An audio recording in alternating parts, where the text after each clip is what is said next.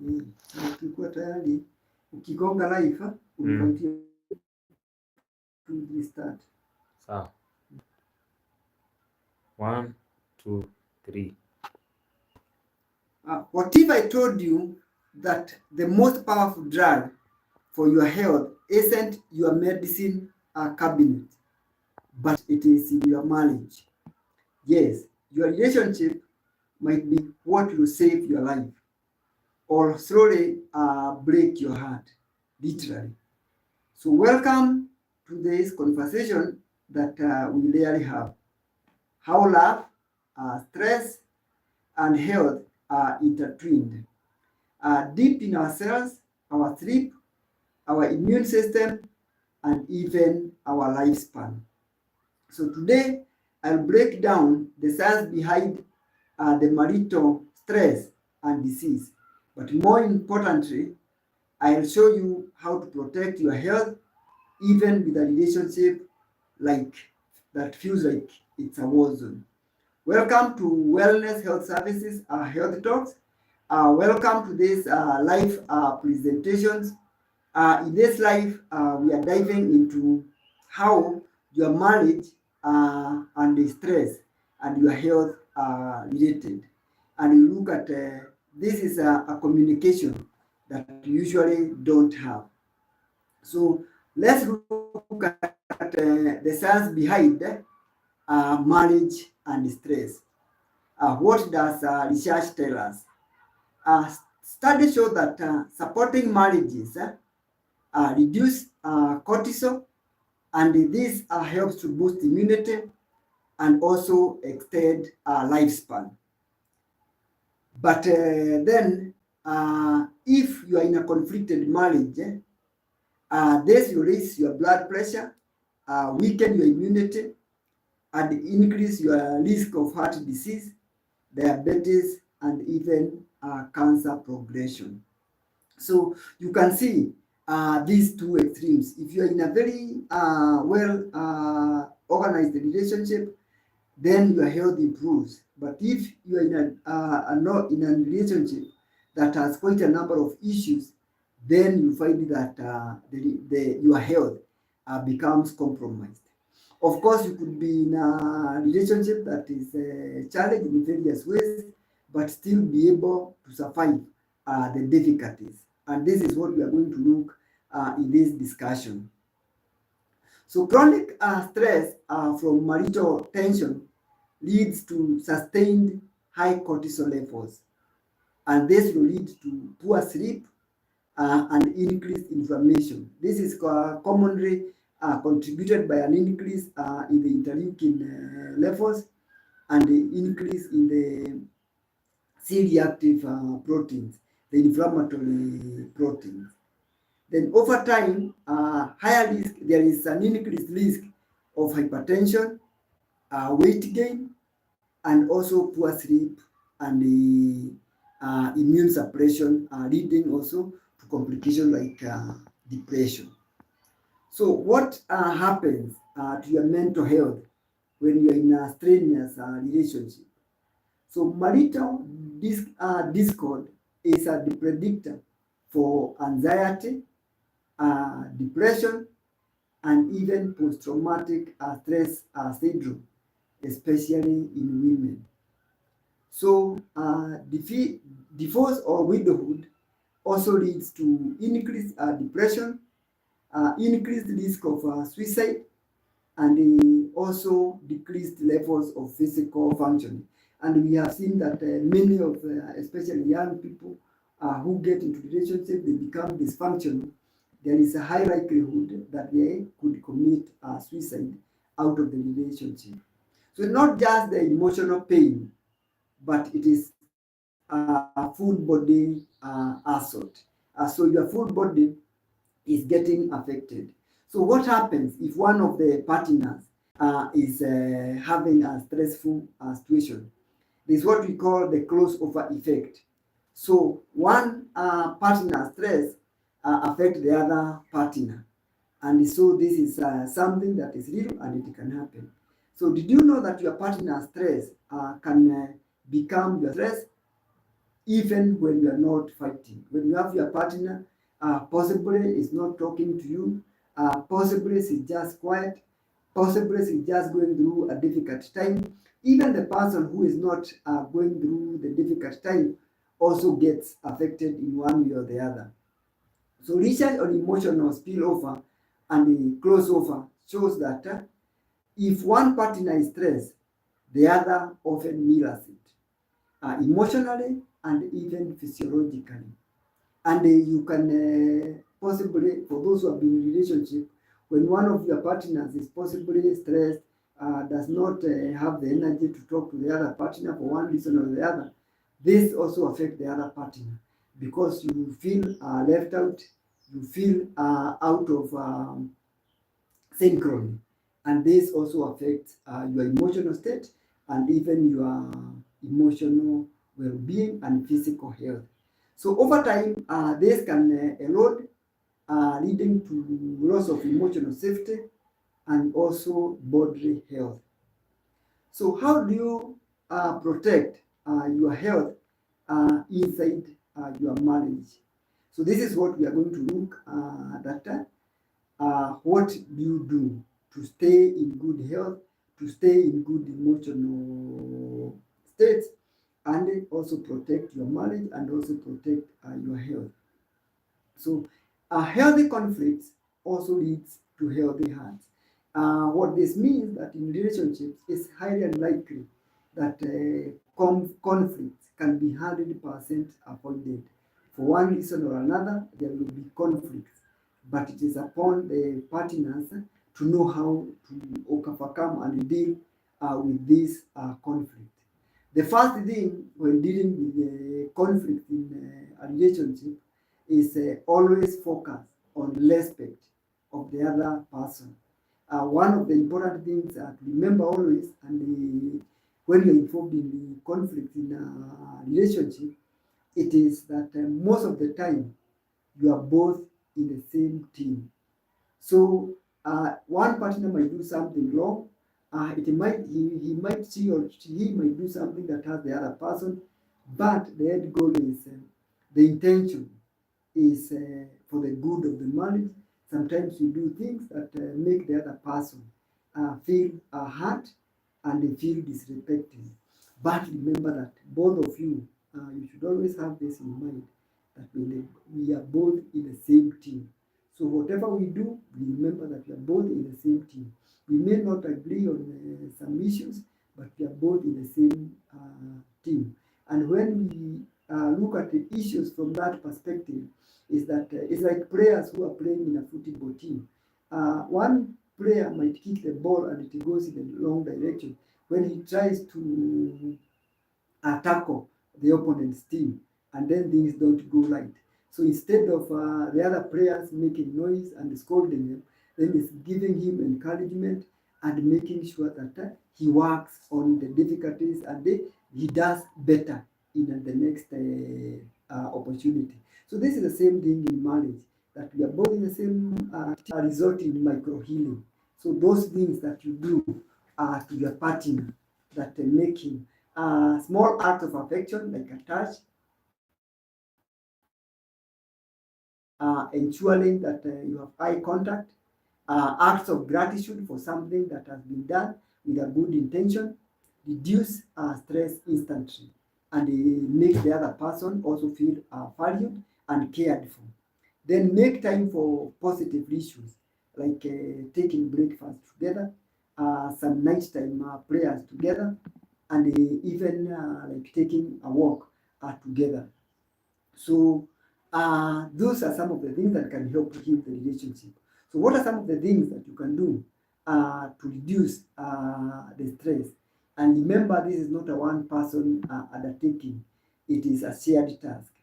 So you can exercise together, you can eat nourishing meals together. One of the things that I usually tell people is that when you see one of the partners is getting one of the chronic diseases, it only means that he's getting there fast, because many times you are eating from the same pot, doing most of the things together. Of course, you have partners who one exercises, the other doesn't. There's one who spends more time possibly reading and studying, sleeps very little. The other person sleeps more. But many times you find that most of the activities that you do, they are related in one way or the other. So it's only that one person arrived there first, the other one is following very fast soon. So it is important that you find activities that you can do together. I've talked of uh, doing eating meals together, then meditating or praying together, and this helps to synchronize our nervous system. So healing your marriage is not just to heal your blood pressure or your sleep or your stomach, or it is also healing your soul, and this will create harmony for you and for both of you, and you'll be able to live a healthy life. Then remember that love hurts. What do you do in these kind of situations? It is not always that everything will go as you expect. So if your marriage is consistently toxic, and it can happen, then your health is at risk. So what do you do? Consider counseling. Sometimes just being apart for some time, especially if one of the partners is violent and does not seem to be interested in sorting out things or seek support systems. So you cannot sacrifice your well-being for a badge of survival. You deserve a love that sustains you, not one that slowly kills you. So if you're in a violent or emotional abusive situation, then you need to seek help wherever you can get it. Remember, stress is not your enemy, but chronic trauma is. So if you are put through very stressful situation for a long time, then this will have injurious effect on your health. So how can you manage to survive and make sure that your health is not compromised? Your marriage doesn't have to be perfect, and no marriage is actually perfect. It does not. It just needs to be safe, safe in a way that both of you can be able to express your concerns, can be able to work through conflicts, and they can also be able to work through your hearts and work through the things that have hurt you and be able to sort them together and come up with a relationship which is healthy for both of you, both for your heart, for your mind, and your body. Investing in love is investing in your health. And sometimes it doesn't require big things, but it's the little things that you do on a daily basis for each other. It could be just that small touch, that's a hug that when you're leaving the house, that touch when you get the hug you give to your partner, that small kiss when you meet each other. These are the things that could make a difference. And also remember that create time intentionally for each other. Just in the course of your busy schedule, looking for time to message your partner, looking for time to just give them a call when there is nothing that is serious happening, just calling to know, I just call to know how you are doing, and then also trying to put in your daily program acts of concern for the other person. And you ask yourself always, what is it that I can do that can make the life of my partner easier? Then knowing how to communicate. There are sometimes that there are things that you could be hurt about, but putting it in a way that you do not accuse your partner in any way. Something that I came across that I find very helpful is putting what your concerns are. Like when you do this, I feel like this. So like for example, when you shout, I feel disrespected. When you don't tell me where you are going, I feel left out. You're just expressing the way it makes you feel. Because many times our partner might not even be doing things with the intention of hurting you, but out of what happens, then the other person gets hurt. So when you put it in the way it makes you feel, you are not accusing the other person, but you are expressing how you feel, then your partner, you don't put her or him in a situation to defend himself or herself, because many times you can put you don't do this always. So when you do like that, when you say you don't do this always, or you always don't spend the money the right way, then you put the other person in a defensive situation, and so definitely you create an environment for fight, which is not what you want. Is you want to solve a problem and solve the problem in a way that both of you are winning, and then do not lock each other out from the relationship. When someone is annoyed, he may not be in a position to talk about the circumstances that have made him or her annoyed. And remember that anger is energy. So when you're annoyed and you go to solve a problem in that angry situation, you do not solve the problem, but you aggravate it. And so if you are not in a position to talk, to solve the problem, agree with your partner and tell him or her that in these circumstances that I'm in, I'm not in a position that I can be able to discuss what is making me hurt or what is making me annoyed. But possibly after 1, 2 or 3 hours, you do something that will make you relax, so that you lose the anger energy, and then after that you can have time to talk to each other. I It would be good if you don't let a day to end when you still have hard feelings with each other, because the more you prolong the anger, the more you prolong the unsatisfied feelings, the more it gets worse. The more you feel that the other person, even if he's doing something with a good intention, you feel like he's doing it to hurt you, and this is not good for the relationship. It makes the hurt to prolong, and it makes the relationship to get compromised. And of course, if this goes on for a long time, that's when you see now people reacting in ways that hurt themselves or hurt their partners. Some things that anybody who is right-minded thinking would consider to be normal circumstances become very toxic because of that bottled suppression of your feeling until you cannot hold anymore. And so you feel the other person is doing whatever she's doing to hurt you. And then you might react to defend yourself because you feel that your space is being encroached. And this brings out problems. So remember that how your relationship is can create emotional disability. It creates room for anxiety, it creates room for depression, and also it creates room for coping mechanisms that are not healthy, like excessive alcoholism, excessive drug abuse, and even sometimes some people have committed suicide.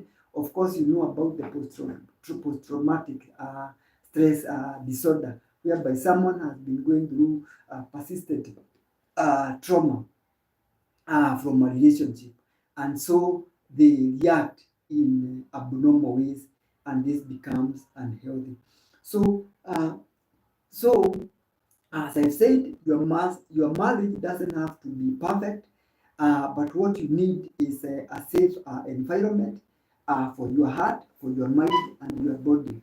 And it is important that you invest in your relationship, mainly in terms of time, mainly in terms of communication. And if your relationship is good, then you stand a good chance for being in better health. And of course, if your relationship has issues, learning the ways to cope up. Of course, there are other things that you need to do. Things about eating healthy in many of my previous videos. You can check some of the videos on what it means to have natural food and healthy food, and then also making sure that you get out ultra-processed food from your lifestyle, making time for exercises, making sure that you have adequate sleep, and then also making sure that you have coping mechanism. Things like journaling, practicing mindfulness, all these things help you to have a healthy relationship. And this will make you be healthy mental wise and also my body wise. So make sure that your marriage is a refuge and not a battlefield. So if you like this content, remember to like the Overall Health YouTube channel. Remember also to share this live presentation to somebody whom you care about and you feel that they can do better in their health by working on their relationship. And also I encourage you to subscribe to the Overall Health YouTube channel so that you can get more life solving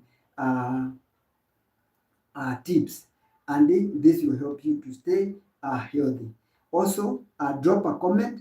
How has your relationship affected your health? Is it for better? Is it for worse? And also, if you want more content on mental health, love, and wellness, then uh, subscribe to the Overall Health YouTube channel. So thank you very much for being there in this live presentation. Send your comments on the comment section of this video. I will respond to them after the live presentation.